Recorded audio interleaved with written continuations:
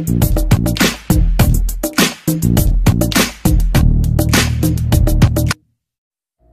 18s! Good news tayo at good update with Ken Sison.